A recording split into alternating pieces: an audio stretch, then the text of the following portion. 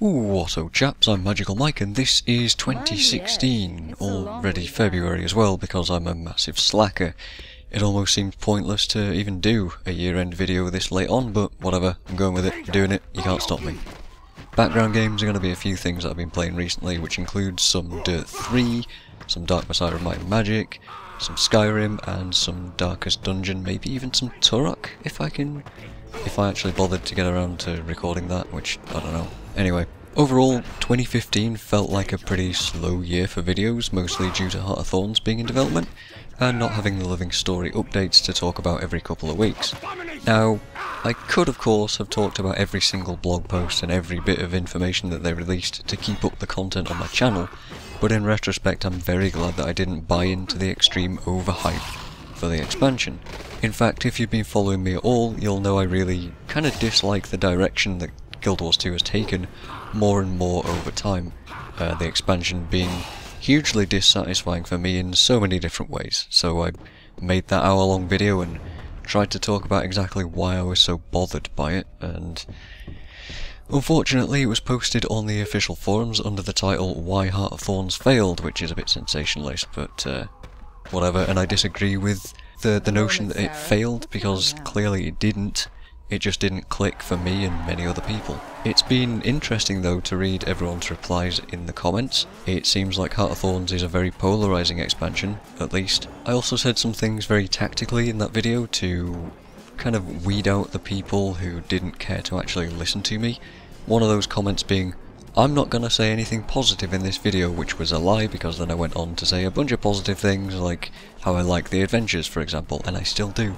Still do like the adventures, although I don't really play it anymore, so but what saying that thing did was make a lot of the knee-jerk commenters just leave and not bother actually contributing anything to the discussion, which is fine, that's why I said it.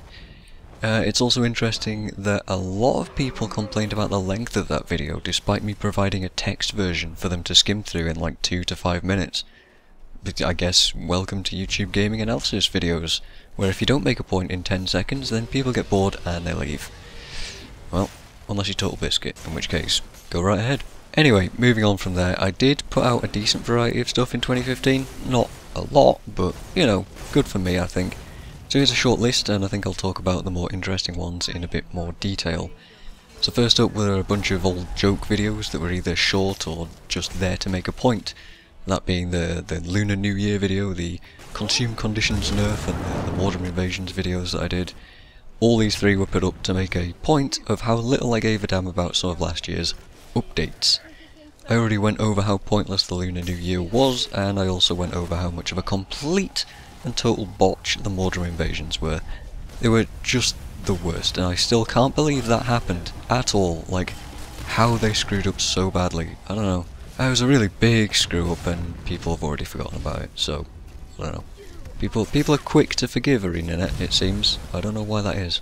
I also did an engineer build that was pretty much just a joke as well, the Instaburst Grenadier. That was pretty fun, and despite it being now fixed, because it was a bug, people still watch it and try to replicate it with no success, because obviously the bug's been fixed, so still, it's interesting to see what people watch on YouTube now. As well, I did a Warrior Axe / Greatsword SPVP build, which I said I'd never do an SPVP build, but I ended up doing one, and I was pretty happy with it overall.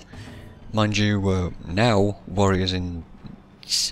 last I heard it was in a terrible place in the meta, so that build was pretty short-lived. It might be much better now though, but you'd probably take Berserker in there somewhere instead, so maybe. It's probably not viable. Still, it was fun to talk about at the time though, and collect all that footage for it too.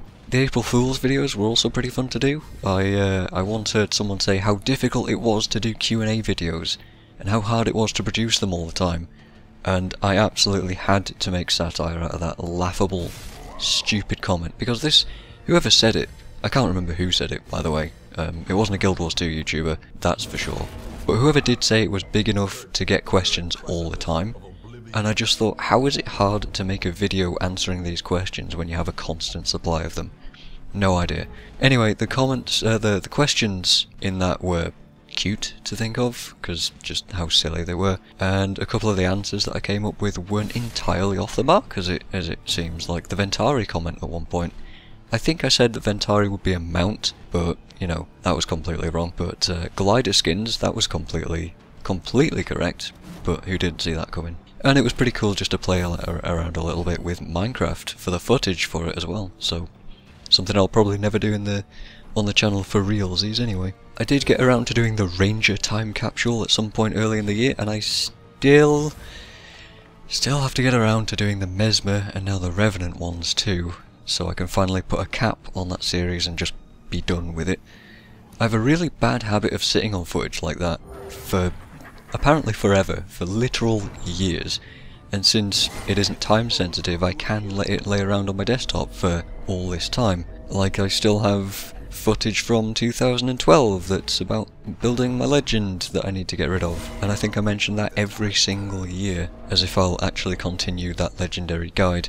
But I won't. I know I won't do it. I'll admit that series is completely dead now. I did have some hopes that in Heart of Thorns the legendary acquisition method would be interesting to talk about, or even to make guides for, but in the end it's just a set of themed but really dull tasks combined with crafting ascended materials. So I don't think they're too bad, but I'm certainly not in the least bit interested in talking about them at length for a video, or continuing that guide for them. It's just not worth it, I don't think. And I guess while I'm on it, I should just round up the rest of the Heart of Thorns videos that I did last year. Originally I talked about the announced features and did an overview of them after PAX last year. Overall I was pretty happy at the time with what they announced, though I would have liked much more information, which is always the case. It was clear after a while that they didn't have much done to actually talk about though, and my cynical side would argue that it's still the case, because we're in this weird kind of limbo state at the moment. I mean, we're practically in March by now, and the expansion is just, I don't know, I'm kind of done with it. I haven't logged in since sometime mid-December, I think, to get the footage for that last video that I did. I also wasn't sold on Stronghold, and when we got to beta test it, there's lots of air quotes going on there, you know what I think about all that stuff. And what do you know, Stronghold is basically a dead game mode with only a very small player base that actually enjoys it, and with no real support since its addition. I can't really say that I care all that much about it though, but it would have been nice to see them push that game mode some more, but I don't know, I guess people didn't care enough so they dropped support. I really have no idea what goes on at ArenaNet. So there you go, Stronghold, RIP I guess. Would I argue that I'm disappointed with the price point of Heart of Thorns? Well, yeah, a little bit. I do think it is a bit too expensive for what we actually got and what we currently have. Yes, we're supposed to be getting Season 3 of the Living World, but when? Who knows? I don't know. Nobody knows, because they won't tell us. The one raid wing is just about the only thing that hardcore players are really doing now. So when I did make that video talking about the pre-purchase debacle, stating that we didn't know nearly enough about the game to justify them asking that price for it, I do still stand by that statement, even now to this day. If I knew I would have had so many issues with it, I might not have even bothered at all, but I'm kind of glad that I did buy it to experience it for myself, and to then be able to tell people what I thought about it, because, you know, all different opinions are valid and well worth listening to. But speaking of raids, the last few videos that I did were a Veil Guardian kill and a Gorseval kill from my guild Swag. I would have done Sabbather too, but I actually haven't killed Sabbather yet. I'm pretty sure I'm capable, but I lost interest and just wasn't committed enough to keep trying after a couple of nights of just not progressing there. So, you know. I did, however, make progress on something I said that I wanted to do last year, when I mentioned that I wished I'd built Sunrise instead of the legendary spear. I do actually now have a Sunrise. I managed to get around to that, which is pretty cool. Alright, and the last couple of Guild Wars 2 videos that I made before the raid stuff were the Doom Engineer ones, the ones that I put out, I think the day before Heart of Thorns launched, or maybe the weekend before. Anyway, it doesn't matter. I do wish that those two things had got more views, because I did put a lot of effort and time into making them as accurate as possible, but oh well, not much I can do about that. I'll eventually get around to doing a behind the scenes video for those too, so that I can point out all those tiny little extras and things that you might have missed, and just fun stuff that made it really fit the theme better than just sticking a UI over the top. Alright, last few things. I did a random Diablo 3 build video out of nowhere, just because I was having fun with the game at the time. It was a Witch Doctor build based around playing really passively with poison and damage over time abilities, and I could just sort of run around and things would die and leave me loot all over the place, which was really cool to play. Just really relaxing and easy, honestly. It doesn't work anymore because of changes to gear and prices and pieces and all sorts of prices. There's no prices in Diablo. The hell am I talking about? You know, gear changes in that game, and that game remains interesting with each new season, so it doesn't work anymore, which is sad, but I have that video to look back on, which is at least a good thing. I did also start that one series that I hinted at in the last year in review, which turned into my Iron Man stuff, which was short-term, easy-to-make videos that allowed me to play a better variety of games. I did, however, make the mistake of including Skyrim, though, and I lost all of my motivation for it after those 2 videos. I mean, that isn't the whole story. I did have to reinstall everything after buying Dragonborn. I lost that character and I didn't feel like rebuilding it and yada yada yada. And overall, I think that the format that I created for those videos, the Skyrim ones in particular, didn't really suit for how I was playing Skyrim. Just the long format of trying to roleplay all the quests out with the Iron Man part. I think it would have been much better if I limited the challenge and the episodes themselves to only dungeons and quests that involved combat, because I did a lot of talking and didn't get anything done really. So hindsight's 2020, you know what they say about that, and I won't be going back to that idea of a long format version of an Iron Man challenge outside of a stream environment, I don't think. Which leads me nicely onto my Twitch channel. I finally got internet with decent upload speed and started streaming better quality stuff in 2015. I started with Discworld 1, which is a fantastic game, and the VODs are still highlighted on Twitch if you want to find them. Really glad I did those. Super glad that I finally got around to doing those for an actual audience and got to share that game, because it's really, really, really, really good. It's so good.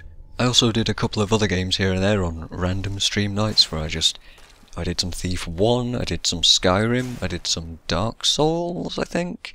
I did one night of Knights of the Old Republic.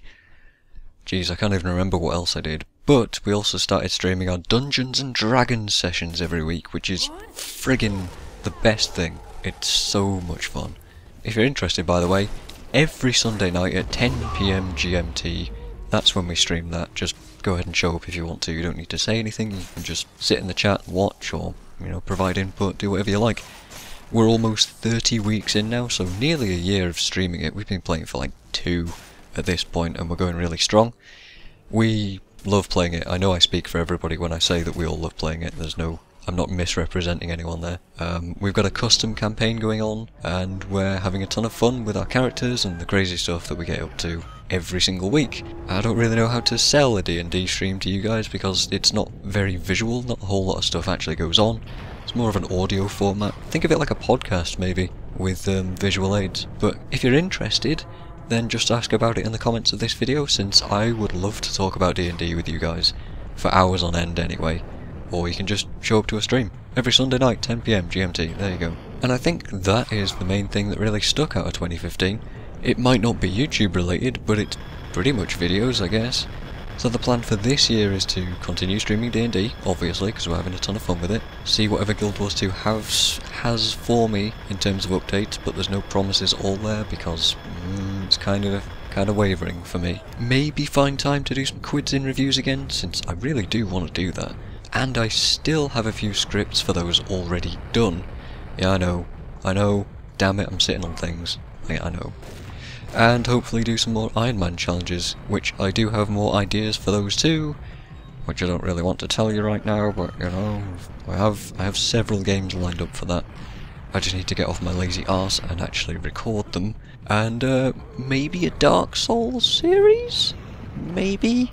I do have a short form idea for that too, for the entire game, which I could actually get done in a timely manner, which is fairly impressive for me. So we'll see. No promises. I know I definitely want to do it, but whether or not I'll actually be able to motivate myself to do it, is a completely different matter. And as always, this video has run on way too long, and I've got to put a stop to it now before I ramble on for another 10 minutes. Thank you for all the support last year, and thank you for continuing to listen to me talk a whole load of rubbish about things that don't matter all that much. Cheers.